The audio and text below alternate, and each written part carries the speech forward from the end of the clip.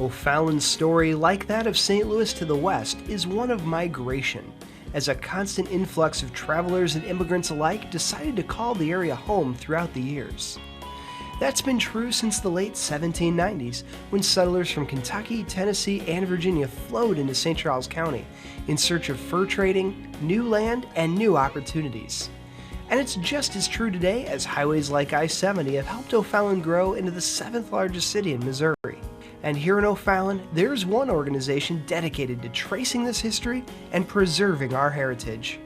Well, the O'Fallon Historical Society is just an organization of people who are interested in O'Fallon's history and want to preserve all the things that, the information, the artifacts, etc., that tell that story.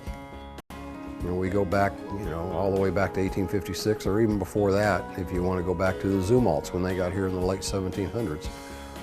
It needs preserved. We like to show it off, and that's what we are. We're mainly a group of old O'Fallon people. The formation of the Historical Society happened almost by accident. In 1972, a log cabin dating back to the mid-1800s was discovered within the shell of a white farmhouse slated for destruction. Within 2 years, the O'Fallon Historical Society was founded to remove the log cabin piece by piece and relocate it in Civic Park. This discovery would become the crown jewel of the Historical Society, their log cabin museum. This cabin, that's where the community came together, and literally they took it down piece by piece and numbered each log and put it together. It's not 100% representation of the way it looked, because there was not a fireplace in the cabin. That fireplace stone actually came from the footings and foundations. That's where that fireplace came from. But this represents the early settlers of the American moving west. Everything that's in here is from someone in O'Fallon, so that means all the furnishings in the front 2 rooms that depict life in a log cabin, as well as the items that are in the back of the museum, the actual museum portion. We have a lot of just regular items, and that's what people are surprised when they come in here. We have hair dryers from the early 1900s. We have beds that came out here on covered wagons. The table up front was late 1800s. So we have music boxes, or we have a pair of glasses. We're probably 1800s. They look like bottle cap glasses, if you ever heard that phrase.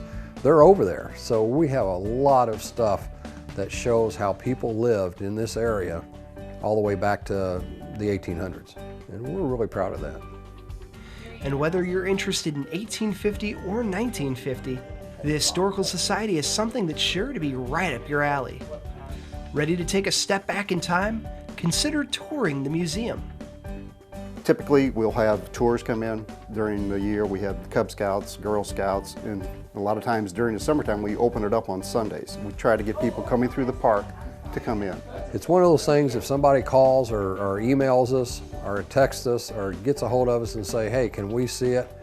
Yeah, we're going to come down here and open it up. We really enjoy it. And with the scout troops, you have the 6-year-olds up to 10-year-old.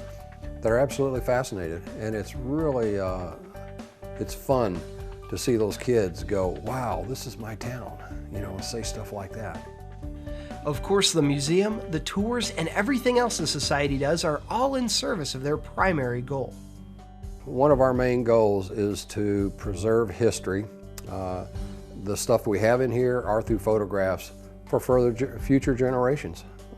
O'Fallon, as you know, has grown tremendously in the last 20 years. The kids that are coming up now call O'Fallon home.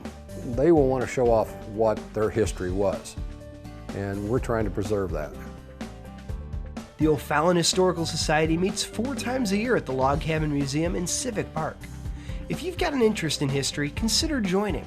New members are always welcome, and you can get more info at www.OFallonMoHistory.org.